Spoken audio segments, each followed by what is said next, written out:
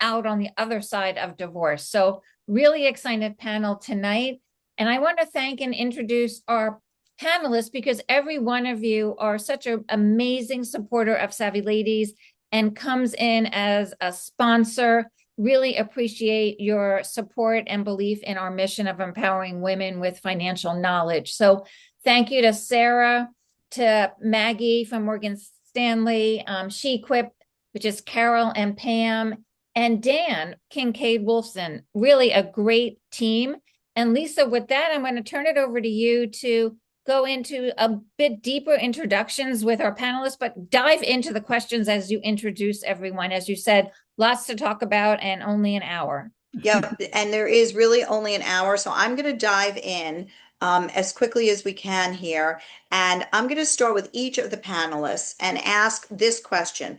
What is the most important mindset shift a woman must make to move from financial survival to long-term strategy after divorce? And I'm going to ask you to do it in literally 2 sentences. And I'm going to start with you, Sarah, who is a forensic accountant. So just quickly introduce yourself, and if you can tell us what that most important mindset is, that would be great. Hi, everyone. Thanks, Lisa. I'm Sarah Nanchana, and I'm a forensic accountant. I see a lot of women who carry shame with them out of the divorce because they weren't involved in the finances or maybe there was financial abuse. And I would say work to overcome that shame, understand the empowerment, and realize that you can hold the control going forward and that no one is judging you for past, not accessing the finances. And we all really believe that you can do it going forward. That is great. And Dan Wolstein, would you please introduce yourself, please?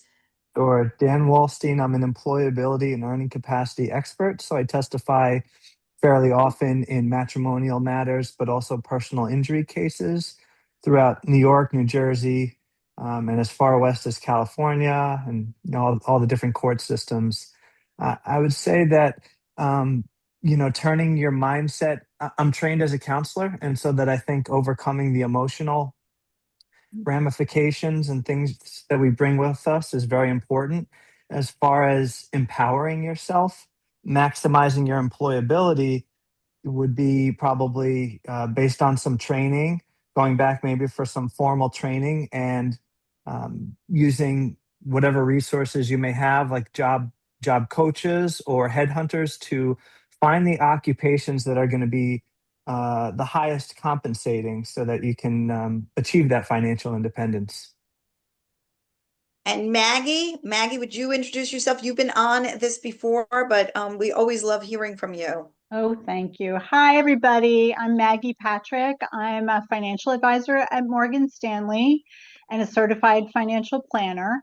And I would say the most important mind shift that women need to make is to really embrace this new reality post-divorce, and do it in a very specific, granular way that involves getting honest with yourself, making a financial plan, meet with a certified financial planner, develop, I would say, like, a vision for yourself for the next, a 5-year plan and a 10-year plan that incorporates both your lifestyle and your career. And Carol and Pam, would you, one of you, introduce where you're both from, please? And maybe one of you could take this question.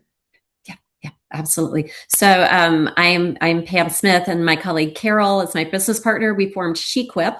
We came out of the executive search industry. We know what good looks like, what good career paths look like, and we pivoted to start this to equip women coming out of divorce to reenter the marketplace. I think the most important mindset shift is to remember that you have value, you add value, and you are worthy. That's great. That's great. Maggie, going back to you, what financial decisions in the very first year post-divorce should women actually be looking at that would impact their financial stability in the biggest way? Yeah, I get this question all the time, and Lisa already knows what I'm going to say, which is that your lifestyle and especially what sort of home you choose for yourself within that first year is going to really impact your finances going forward. I know it's a very emotionally loaded, challenging question. And when you're figuring out what to do immediately after divorce, where if you need to move, where you need to move, whether to buy and whether to rent, the question that women should be asking themselves is not, can I afford to use my settlement assets to purchase, a home that is most similar to what I had before to provide continuity for my kids. And of course, we all want to provide continuity for our kids. But the true question that we should be asking ourselves is, does the cost of this home also allow me to fully fund my retirement savings for the next 20 plus years? And I know it's a really, really tricky question. And that's why I always advise people to meet with a financial professional before pulling the trigger on such a big decision, because it's so impactful. And I know that it's all happening within a very short and a really difficult period of time. Dan, so I think one of the biggest issues for women who have been out of the workforce is this issue of imputing income. Can you explain what imputing income means? Yes, that's a court term for assigning a value. Imputation is basically an assignment. So the court will sometimes draw upon experts depending upon the legalese. And whether the attorneys in the matter have decided to retain experts. So an expert will explain to the court based on the various factors, right? We use court respected methodologies, meaning we can't just go into court and say it's because I said so, even though I would love to do that, right? We use methodologies that the court systems have seen over the years, such as things that are labor market surveys, right? A survey of the labor market is to look at wage data, right? And to look at individual characteristics and then the characteristics of the labor market, right? So there's the worker, and then it's a trait and factor. The worker possesses the trait, and the labor market is the factor. And so, things like education, is the individual college educated, and earnings history, has the individual demonstrated the capacity to be deemed a high income earner, right? And so the court will will oftentimes hear testimony from both sides and two different experts, oftentimes it should be based on similar data sets. And then the court will essentially side with one expert or meet in the middle, um, depending on who's more credible. But based on the expert's testimony, again, what's the education? Is it a pedigree institute? Is it an Ivy League institute? Has the person demonstrated in their earnings history to be consistently compensated at 150 to 200,000 per year? And what's their capacity for training? And so based on the testimony of the experts, the court and the judge will decide, I see these data points based on the expert's testimony. Expert A says that the individual is capable of earning $100,000 per year. Expert B says that the individual should be capable of earning $200,000 per year. And it can go one of two ways. The judge may say, I'm going to meet right in the middle and impute this individual at 150,000 per year, or the judge may say expert A didn't appear to use a court respected methodology, so I'm going to side with expert B and impute this individual at 200,000 per year. And then this gets into the legalese. It's a little bit beyond my understanding, but they take some kind of formula in order to take that calculus and come up with an alimony payment schedule. And a child support schedule, for that matter, if it's with child support. And I will say, Dan, the truth is that the judges are not supposed to be just putting it in the middle. When they have an expert that says 100,000 and they have an expert that says 200,000, they need to pick expert A or expert B.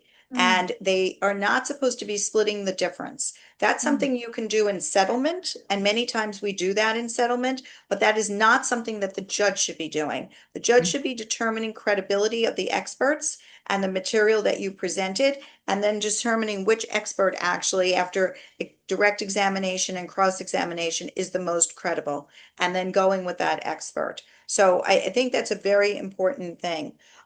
Carol, so while we're talking about career, um, in terms of career for women who have decided that they don't want to necessarily get that job, that W-2 job, and instead we have many women who consider entrepreneurship instead of going out and getting that W-2 job, essentially. How do they determine readiness? What is your view of that?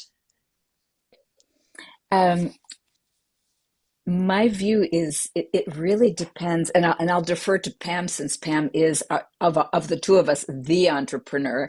But I can tell you it depends on risk, some on risk and on the eagerness of that person who's a salaried person to take a bold move. I know I was not ready to do that 20 years ago, as Pam was even 20 plus. So Pam, I'll defer to you. Yeah, absolutely. There are a number of things that come into consideration here. Number one, I think that TikTok and social media has glorified having your own business, and so many people want to do that. And as Carol alluded to, that tolerance, that risk tolerance, is critical. So I think they need to be very analytical and thoughtful in going if they're going to do this. One of them is define very clearly, what are you selling? Is it going to be a product? Is it going to be a service? And then determine a market for it. I mean, is there really a market for what you want to sell people? You may love it, but do people want to buy it? There are a number of ways you can define that. You can you can hire a market research firm. You can do your own research. You can look online to see if what you're going to sell is offered elsewhere. Evaluate your competition. Are there differentiating factors? Define your price, put together a financial plan. Is this going to meet the needs? And then evaluate that risk tolerance. We talk about the financial side of things. Experts recommend a good 6 to 12 months. And I'm sure savvy ladies, financial experts, can guide you on how much you should have, but that's kind of the standard of what I see. But beyond that risk tolerance from a financial perspective, a time commitment. Do you really have the time to invest in this? It's not if you're starting a business, it's different from I'm working from 9 to 5. And in some ways, this is your baby and you want desperately to see it succeed. So you're maybe going to work all day, get the kids to bed, and then get your laptop back out and work on it a little bit more. And then it's also an emotional commitment. I never went into sales because I don't like to hear no, and I take it personally when I do. And you have to develop tough skin, because starting a new business, you're going to get a lot of no's, you're going to get a lot of rejection. So while this is exciting, it can be a roller coaster of emotions, and recommend highly that you find a mentor, somebody else who's been there and done that will be very honest with you as you lay out this plan and decide whether you're going to go down that avenue or not. Now, Sarah, we're talking about businesses, and in talking about businesses, I can't help but think about business valuations, which is something that you do all the time, right? Or business valuations. And when you are actually conducting these business valuations, what are some of the common misconceptions that women whose spouses own a business have about business valuation? Yeah, and so I see it all the time. So a woman's spouse owns a business. The spouse says, "Oh, the business isn't worth anything. It's just me. It's just my personal goodwill." Maybe they're a contractor and they say there's nothing more than the tools that are the value. And so that's always a red flag. And one of my valuation colleagues put it really well of, if the business is worth nothing, why are you doing it? Just like Pam said, there's Love that. so much risk associated with starting your own business that if you're not making any money from it, why are you not taking the W-2 route? So I always like to caution and say, if someone's saying the business is worth $0, huge misconception. There are factors in the business valuation that we'll consider for if there is, a specific director and if that person left, what it would impact to the business. But very seldom do we see that $0 value. And then another misconception is that, unfortunately, a lot of the times the financial records are not accurate. Mhm. So sometimes you'll get a tax return and it'll say, oh, my spouse only makes $20,000 a year from the business. And so we always like to think about lifestyle indicators as well. So it says your spouse makes Mhm. $20,000 a year, but all your kids go to private school and you live in the nicest house in the best school in the best town, and all of your cars were paid in cash, or just something that just should raise a red flag in your head that says, you know what, maybe this isn't right. And asking those questions is so important, especially if the business is considered a marital asset and is open to equitable or equal distribution based on your state. When I actually am before the judges these days, because the unemployment rate is so low, even women who are out of the workforce for, let's just say, 20 years or 25 years or 15 years, those women are having a very hard time convincing a judge that they're going to have a difficult time finding work, frankly, finding employability. I know that you actually usually talk about this in your reports, right? The labor market research. How does that play into making informed decisions? And then for those women, right, who are saying, I can't make any money, right? What should they be doing and thinking about in the scheme of the divorce litigation? So there's a lot to unpack there, but it's a really good question. The labor market data, as I had alluded to earlier, there's the individual and then there's the landscape, the job market. Um, Experts should be putting into I think convincing a judge is going to be based on the composition of your argument. If an individual presents with a limited education, then there are limited jobs and certainly limited high income jobs that an individual would be able to pursue. It's all about fact patterns. So if the individual has, let's say, even if it was 20 years earlier, the individual was earning 250,000 per year. The individual has already demonstrated herself, presumably in this group, but himself or herself for the cases that I take, to be a high income earner. And so an objective expert, what should do is massage that and weave that into the fabric of their argument and their report. So maybe it's been 20 years since the individual has been earning 250,000 per year, but now we present with a new set of factors. Okay, you have a 20-year hiatus. What is this an industry like technology that advances very rapidly? Like, if you were able to generate that type of income as a computer programmer 20 years ago, I can guarantee you that the computer programming language that you were using is no longer relevant. It has advanced.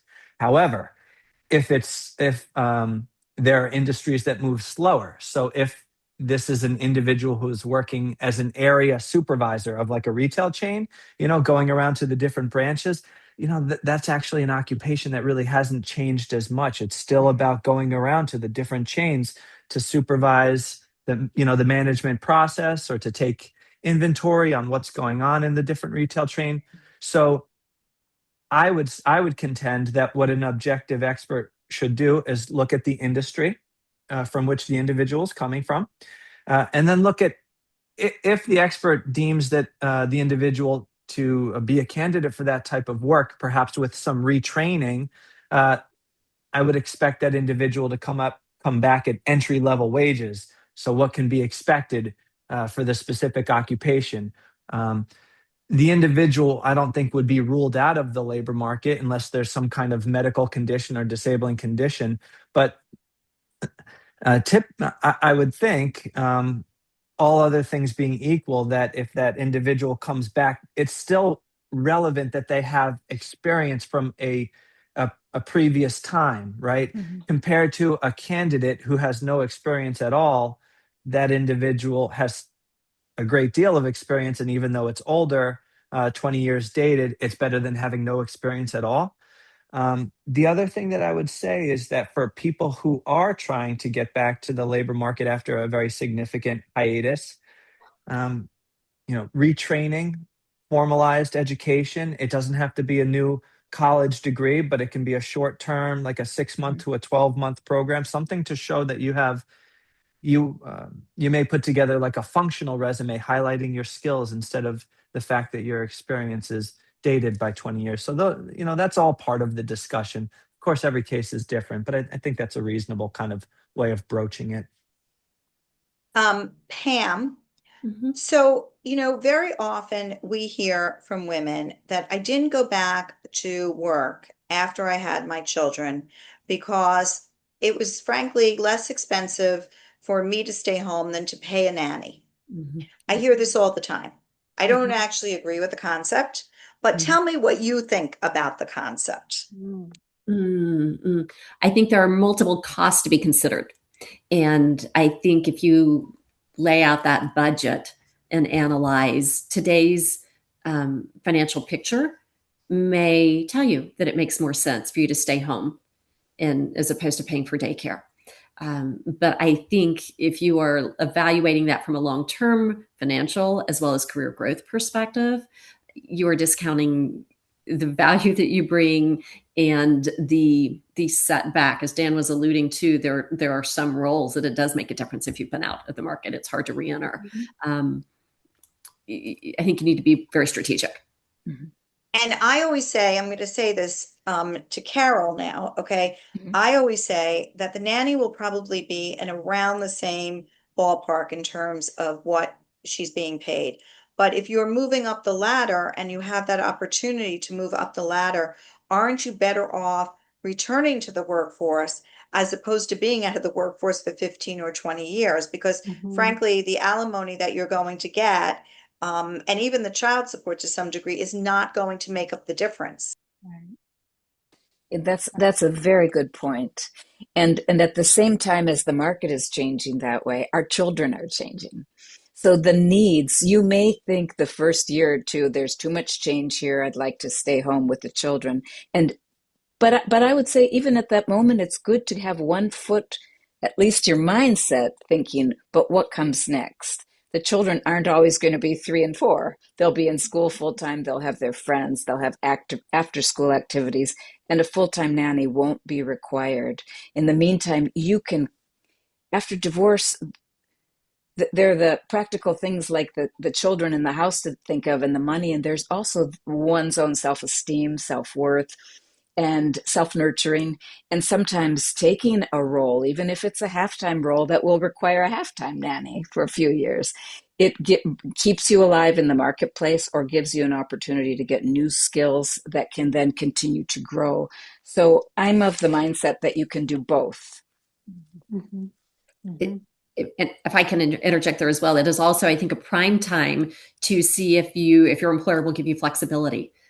If you really want both, and that's actually what led to my first starting my first business. I needed more time Mhm. at home with the kids, and I was able to parlay that into starting my own business and working remotely. And I think if you're a valued employee, that's a great time to have those conversations. And it's also a good time to actually be able to do that, right? Because after COVID, Mhm. so many employees are still working hybridly. And so Right. it's an opportunity that people still have, I think, for the most Mhm. part. Sarah, with regard to you as a forensic, can you explain to everybody what is asset tracing and when does it become necessary? And when you're actually explaining it, also, can you explain how you trace what is inherited property sometimes or premarital property versus marital property? Yes, absolutely. And so I say with asset tracing, it's really twofold. The general concept of asset tracing is following the flow of funds. That's how we do it as forensic accountants. So the first type of asset tracing is trying to identify bank accounts, retirement accounts, potentially property purchased, where funds have, flowed through the bank accounts and you don't know where they went.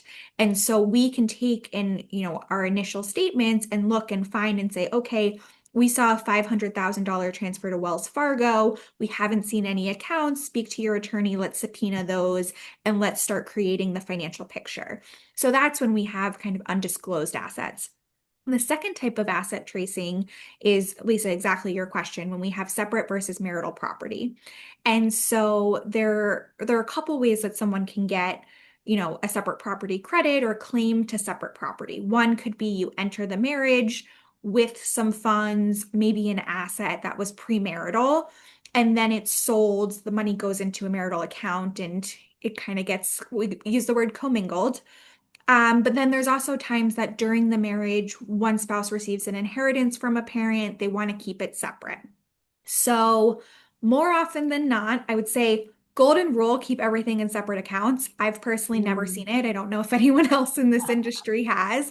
But what ends up happening is you have to follow and trace the flow of funds as it goes from a separate account into a marital account, maybe into a brokerage account. Generally, in New York, when we do that type of tracing exercise, we assume that marital funds are spent first for marital purchases. So we do this type of analysis where we'll literally say, okay, there's $100,000 in your account. You spent 10,000 on private school. Of the 100,000, 10,000 was marital. Okay, so now that's wiped out. We're left with 90,000 of separate property, and we kind of have to do that account by Mhm. account. So it can be very tricky, but for the most part, it can be done. I did it. I knew I was going to do it once. So, Maggie, how we've been talking about assets, we've been talking about Mhm. income, we've been talking about future earning potential.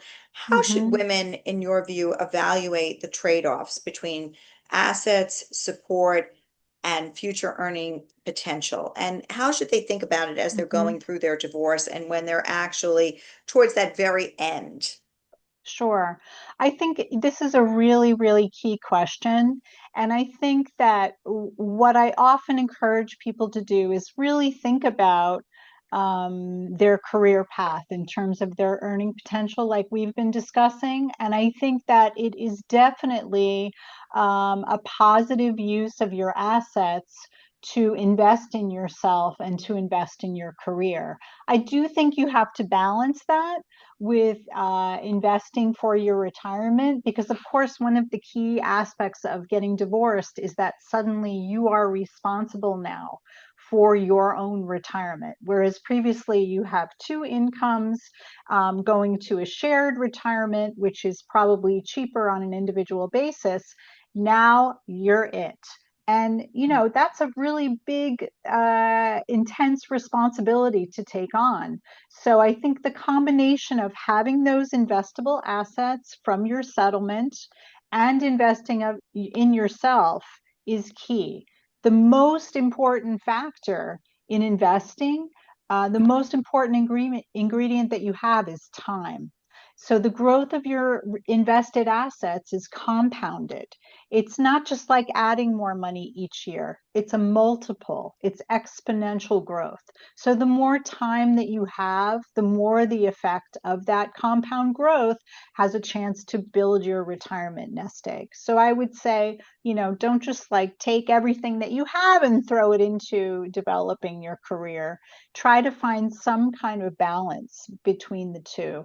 And I think that in doing that, in investing, don't be overly conservative, but don't be overly aggressive, because you are to an extent playing catch up. So there is a temptation there to be very aggressive. Dan, so in the chat, there is a question that I think is just kind of perfect to ask you. Does ageism come into play when re-entering the job market, and can it be used regarding your settlement? Now, with all of what I'll call the gray divorce cases that we have, because gray divorce is definitely on the rise, divorce overall may be actually less, but gray divorce is higher than any other category, I think, right now. Tell us what you think about the ageism argument. In my experience, ageism is specific to certain industries. I see it in fintech. I see it Mm. in the field of finance and on Wall Street. I wouldn't expect it. I would expect it more so there. I wouldn't expect it as much if you're looking in um, positions like that are merit based, like sales representatives, sales agents. You can enter high income earning opportunities in sales if you're capable of, if you're, persuasive. However, I wouldn't expect. Typically, what I see, what's called the age earning cycle, meaning it kind of maps out where professionals are expected to earn based on their age. So typically, I see the models talk about peak earnings between ages 40 to 50. Mhm. And so ageism, I would expect ageism to affect, a professional seeking workforce reentry, in those specific sectors like fintech or finance. Outside of that, I usually don't. In my reports, I take an inventory of the assets and the barriers. So ageism may make its way into the argument just based on where the individual is going to seek workforce reentry. Mhm. I'm going to do a different question about ageism because we hear it all the time, particularly from men. Men come in and tell us, or they tell their wives, or they tell their lawyers, okay, or they tell us as their lawyers that they can no longer work if they're in the financial sector past 55. Like I was always going to retire at 55 to maybe 56, 57. I can't work anymore. It's a young person's job. What do you say about that? There are residual opportunities, but the individual may have peaked in terms of, but there's a lot of different factors. Like one of the arguments that I've heard is book of business. So Mhm. if the individual is a portfolio manager and has a very great amount of business that they're bringing with them, I would think that high income earning opportunities are still going to be available. But if the individual, if ageism is indeed exerting an influence on this hypothetical individual's opportunities, and the book of business is not there, and their professional network is diminishing over time, there are still opportunities available. So sometimes we look in investor relations. So investor relations is if the person seeking to go back to work is good in the interpersonal landscape, right? A people person, congenial, able to hold a nice conversation, and has knowledge of the field of finance. Investor relations is a good place to look. That's one of the residual earning opportunities. So speaking with potential investors. I believe it's a client facing type of role, and even managing. They have investor relation managers. So the labor market and the field of finance is stratified. There's still going to be earning opportunities, but I think it does oftentimes in these analyses warrant discussion. Is the individual, is he or she on his or her way up or down, and if it's on the way down, what residual opportunities remain available? Sarah, we just heard about the book of business. I don't know if you've done a book of business valuation. Have you ever done a book of Yep. business valuation? Can you explain what that is and and if you did it in a court action or not? Because we heard Dan talk about the book of business and it is actually an asset that could be valued, although it rarely is. So can you tell us about that? Yeah, and that's a great question. And there's like three main business valuation approaches. There's the asset, the income, and the market. And so you can look at a book of business valuation as an asset of, hey, I'm just going to sell this next person my business, my book of business. I'm going to back out of it. Here's the general annualized revenues and kind of, what that estimated book value is worth through the asset approach. And we've had those conversations in mediations. I'll say, there are a lot of divorce cases that go all the way to trial, but a lot of times we're able to present our findings in mediation and settle. But then there's also the aspect of well, what's the value worth when the practitioner is still operating? And so then that's not usually valued as an asset, but it's valued as the income approach of the business itself. And so you're considering the book of business, what the income's generating, and depending on which state you're in, there's what's called a discount for lack of marketability, and if you can apply that. So if you're in New York, and I'll take myself as an example. I'm a forensic accountant. I have my clients. The value of my business is heavily based on me, but it's not 100% based because there are contracts, there are clients. So you would do a valuation of the company and apply that discount of marketability of if you took me out of the picture, what discount do you give the business if someone else is going to step in? And sometimes I'm going to continue on this for a second. Sometimes partnership interest. So, for example, a lawyer's partnership interest in big law, or well, that's a good example, actually. How do those get valued? So you have, let's say, a partner, very big law firm making several $1 million.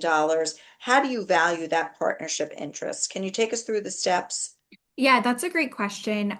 Sometimes, so one of the things when we do valuations is you always want to use as much information that's available. So depending on the size of the firm, they might also do their own valuations annually to determine partnership buy-ins. And so, especially in like a mediation setting, we're going to want to look at those and see if we can kind of just adjust it to our situation. But just like I said, there's a discount for lack of marketability, there's also a discount for lack of control. So if you have this law firm partner who has a 2% partnership in the law firm, when you do the whole law firm valuation, there's going to be a significant discount to that partner's share. And so those are kind of the conversations that you have to have of the concept of a business valuation is kind of in anyone's hands what this might be worth. And for a 2% partner, they don't have a lot of control of what that might look like for the business going forward. So there are some states, just so everyone knows, that do a fair value market valuation, and you cannot apply those discounts. But in New York, where we can, those are all considerations that we take into account. I want to talk, and Carol or Pam, either one of you, about pivoting, about returning to the job maybe you had 20 years ago, or pivoting if you're now faced with having to find employment. Can one of you give us an idea of what you think about that idea? Sure. Um, well, in terms of pivoting, Pam, is it okay? Should I start? Oh, please, And then please go. please jump in Okay. anytime. Um, One thing to assess in terms of is this the optimal time to pivot would be the financial needs. What is the timeline here? How much of a leeway do I have to pivot? And secondly, I would think about what is my satisfaction currently in my current or former profession? Would that former current profession meet my needs as they will be now going forward?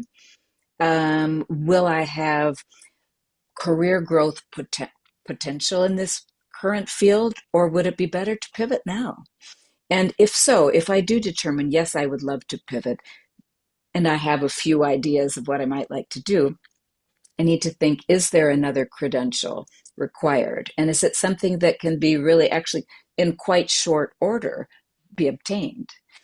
As one gentleman I know who recently pivoted, all he needed to really amp up, he's a consultant, but all he needed, he's a marketing consultant, but he needed to amp up 2 months for an AI certificate. Very proudly just posted it on LinkedIn, and I happened to see he's thrilled and off and running in his pivot to more of an AI focus for startup companies. And so I see how it can work, this pivot, if you are realistic in the expectations, if you do your budgeting about what do I need to make, how do I need to earn, how much do I need to earn in the first 6 to 12 months, and then determine what you need, if anything, to start out. So Mhm. that pivot gives a great opportunity at this point in a newly divorced or a divorcing person to dream, to have some bright side also in the emotional picture. And I think this gives such good energy and such really true physical energy as well as emotional energy to move Mhm. forward. So if there are relatable skills also that can foster a kind of a gentle glide path to a pivot, that's something to take a close look at. All of this, of course, it requires analysis and planning and probably consulting with a mentor or a financial advisor, a career coach. Mhm. Pam, So have I going, forgotten? uh, Yeah, I think you've got it. Okay. so Dan, talking about this pivoting, when you do your analysis, if a woman is coming to you with a very, with having been out of the workforce and has a specific interest in a particular field, how do you weave that into your analysis?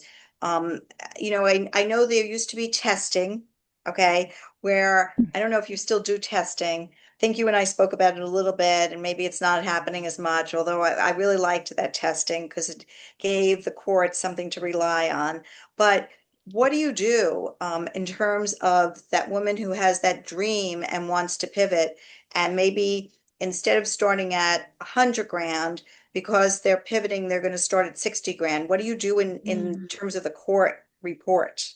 Sure. So I think the expectation for court experts is to talk about what it means to maximize employability and earning capacity, right? How do we make the most, even if we're pivoting, how do we make the most of this new career path that we're pursuing? What's going to drive us, accelerate our career path to a place where we can generate sustainable income? And so what I would do, and in such a hypothetical scenario, if an individual, I've always testified that interests are measures of preference, not capacity, Mhm. but they nevertheless can signify, the type of work that an individual prefers. Um, what I would do is kind of like a bifurcated analysis. I would say, look, uh, maybe this individual once possessed a market value of 100,000 per year, uh, but due to attrition and being absent from the labor market for such a period of time, the market value in that capacity would be 50 to 60,000 right now. And as a matter of fact, then I would weave into the analysis. Uh, Miss Jane Doe expressed an interest in this new career path. It may take approximately 6 months of training and education to be a candidate for entry level wages. But upon completion of that training and education, this individual would be similarly qualified for earnings at the same level between 50 to 60 or 60 to 65,000, so that I could show to the court, this is the type of work that the individual is expecting to pursue, and actually the market value is going to be similar anyway. Mhm. And I'm going to say that one of the things that we find in representing women who are going, who are leaving or who have left the workforce and then are going back to the workforce is the court is looking for a plan, right? They want to know what's the plan. What have you done during your divorce action? And maybe that's hard, frankly, Mhm. but it's the reality. Even though there were those depositions and all that discovery, and you had to fill out the net worth statement, and you were speaking to your lawyer, and it was just like a horror show in the household. All those things, the court still is asking, and certainly the lawyers are, right? Is what, if any, what if any um, thing have you done essentially to promote your career during this time? Where have you interviewed? What applications have you sent out? What have you investigated? What is your plan? And if you have a plan, I think the court is more sympathetic. If you can put that together, that plan in writing, and no, this is what I'm doing, and I've taken these courses. I'm interested in AI, so I've gone out and I've taken all these AI courses, right? And I'm interested, and so I'm interning or I'm volunteering or I'm doing something. And it's really important. And you may not be making a lot of money, but you're showing an effort to get back into the workforce. And I think that goes a long way. Would you agree with me, Dan? Yes, absolutely. Just showing that there's some plan to achieving reintegration, right? Because even volunteering, internships are essentially volunteer when they're non-paid. But if we're showing that we're developing the skills, because our skills obsolesce over time, but when we Mhm. go back, we can find ourselves in a volunteer position, even if it's if it's something in the professional labor force, we can show that we're refreshing the skill set with the plan of reintegrating into the labor market. Mhm. Maggie, so everybody always wants to know about retirement, rebuilding. Mhm. So I have a couple of Mhm. questions for you tonight. Mhm. How do today's earning decisions, and we've talked all about earning all night long here, how do Yeah. today's earning decisions impact retirement rebuilding?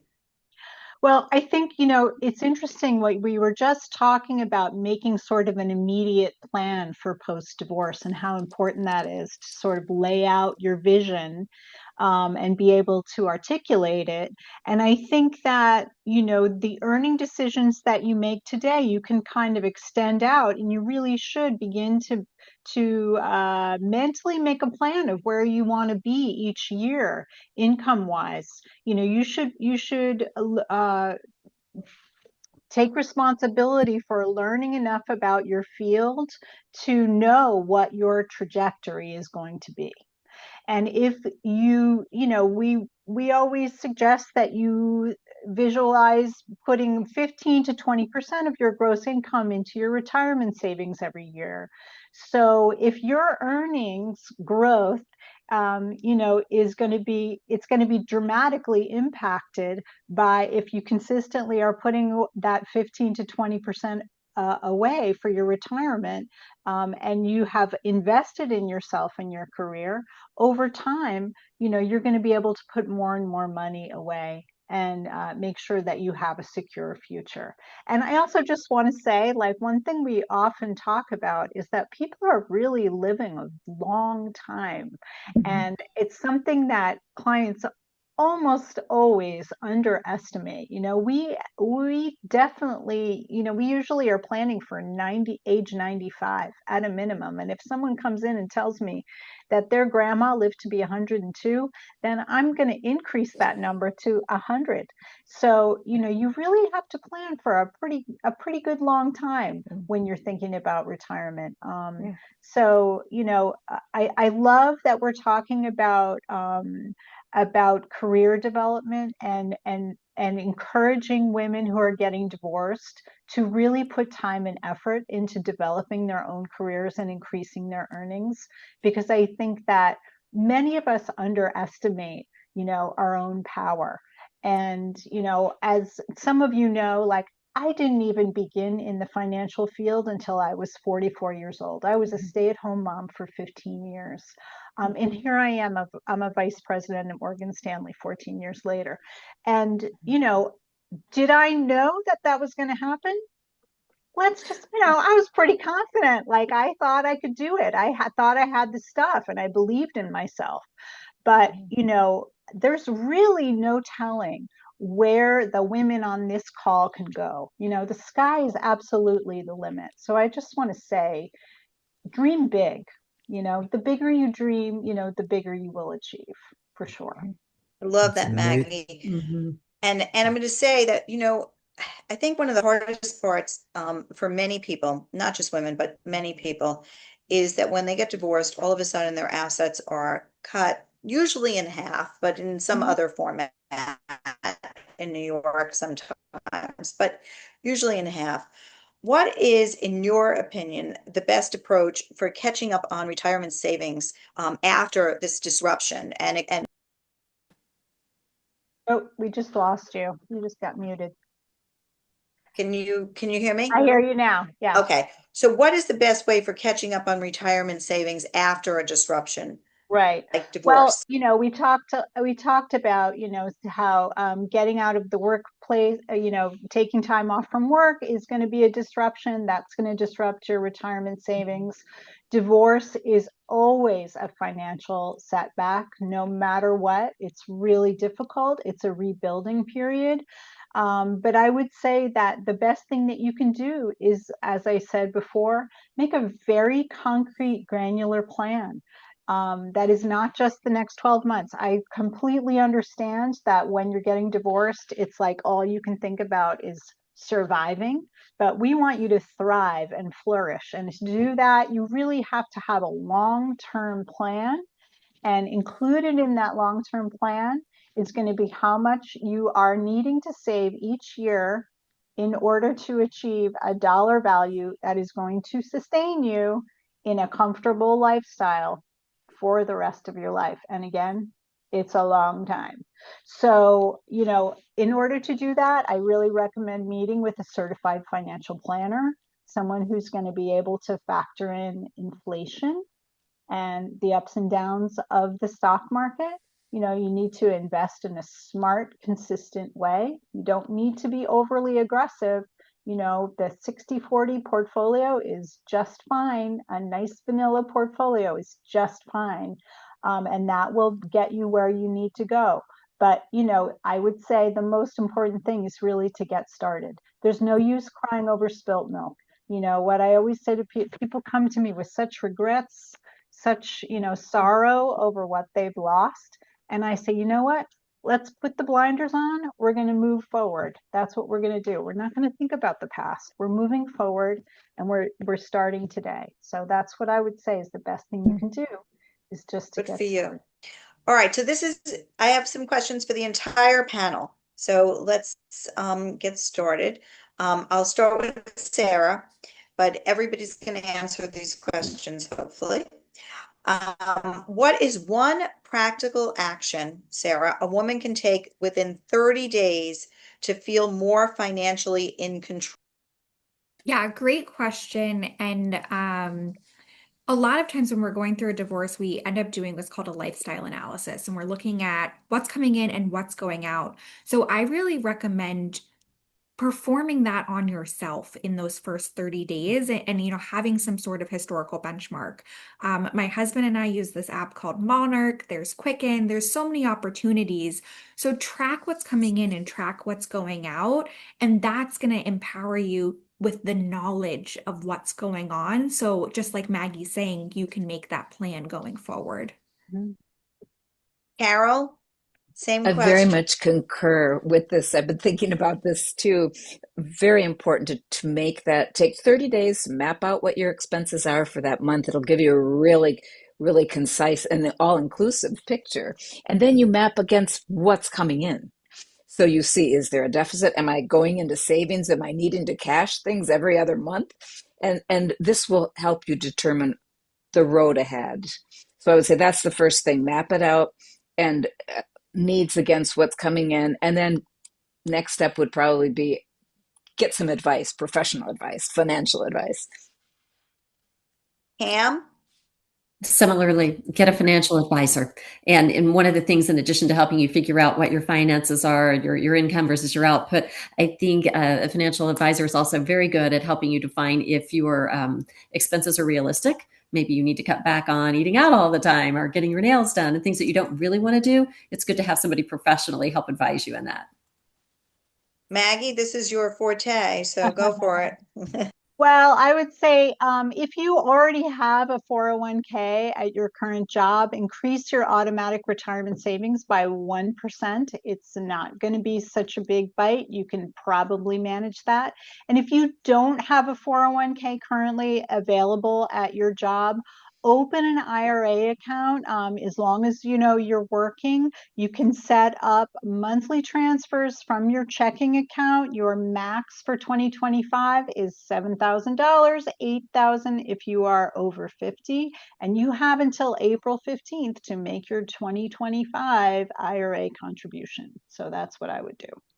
So Dan, this is also in your wheelhouse. What is that one practical action, in your view, a woman can take within 30 days to feel more financially control?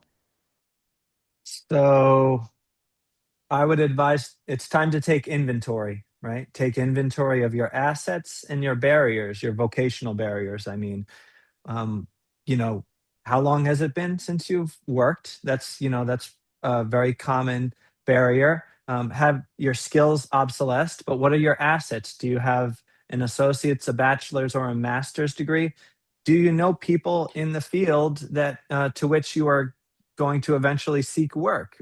So how's, has your is your professional network still robust? It's, most people do have a general understanding of their salary goals, um, after, and perhaps their market value in seeking to get back to work. So in the past, I've earned 50,000 per year, and it's time to take that inventory of your assets and your barriers and start to collect all of those and assemble a job search. Mhm.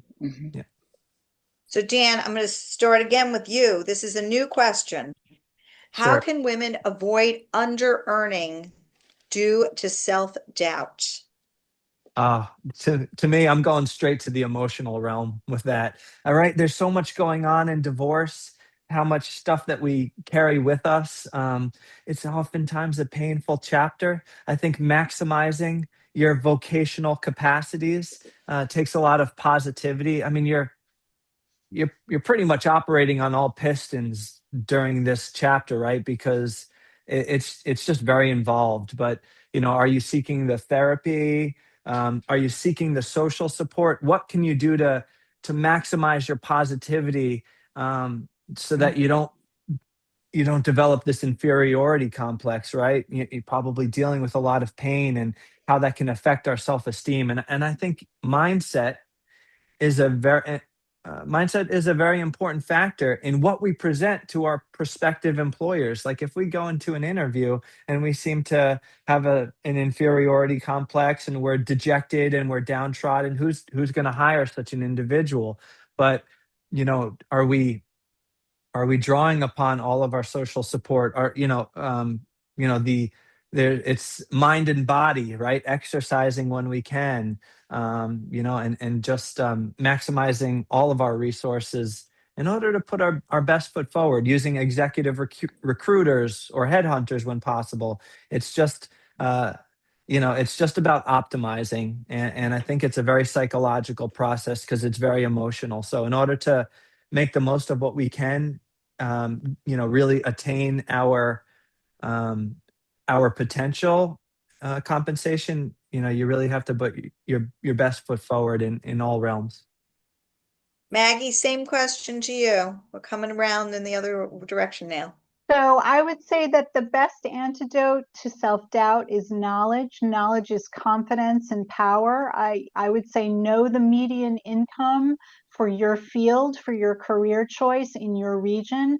And if something is missing from your skill set that is keeping you from earning that higher income, take steps to add that skill to your toolbox. Pam? I would say to prepare your resume, to identify the areas and remind yourself of the strengths that you have. If you've been a stay-at-home mom, that should include volunteer work, things that are very marketable that you think have no value. And then hone in really on areas that you need to strengthen, do it, and show that you have capability. You'll present yourself with much more confidence. And Carol? Yes, the confidence is key. I concur totally, Pam.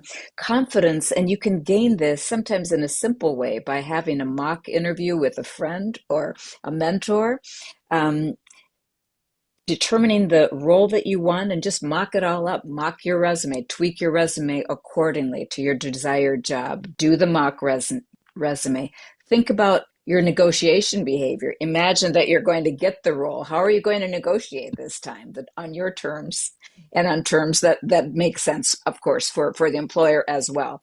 But be smart about it. And then think, I'm going into this interview, I'm going into several different opportunities potentially. Where do I have information gaps, and figure out how to come up to speed on those, either through courses or simply by having a few more conversations with your, hopefully a network that you have through friends, family, and other contacts. Be And Sarah, confident. you have the final word. Okay, so for myself personally, I felt that I was undervalued because my soft skills weren't being taken into consideration. When you're in a job and you're getting promoted, how many years have you done this specific role? And sometimes those soft skills, people don't see how that translates into your career trajectory. So were you a stay-at-home mom with three kids trying to kill each other all day? conflict resolution. And think about those skills that you've taken that would help you propel in a job and not be overwhelmed by the years of experience that the job is asking for, but really think about what skills you've gained through this time period that are going to make you a really strong candidate over other candidates for a job. So I want to thank all of you. You were an incredible panel, and I want to thank all of our Savvy Ladies listeners and invite everyone to go to savvyladies.org and find out more about Savvy Ladies. And I do want to thank our executive director for helping me put this together, Judy. I know you're out there someplace, and I really want to thank you. And it was an incredible panel series that we had this particular year. So thank you for everybody. For everything that you all contributed. And we will see you in many more panel discussions, I'm sure. Also, April 14th, we have an impact breakfast. It's going to be at Greenberg Torg. It is $150 a ticket. We would love to see as many of you there as possible. We are also looking for sponsorships. It is about moving women forward. It's a great opportunity for networking. So please try to come. And then October 26th is our gala. And again, great opportunity for networking. It's going to be at the Historical Museum on October 26th. So thank you to everyone. Thank you, Thank Lisa. you so Thanks for much. having me.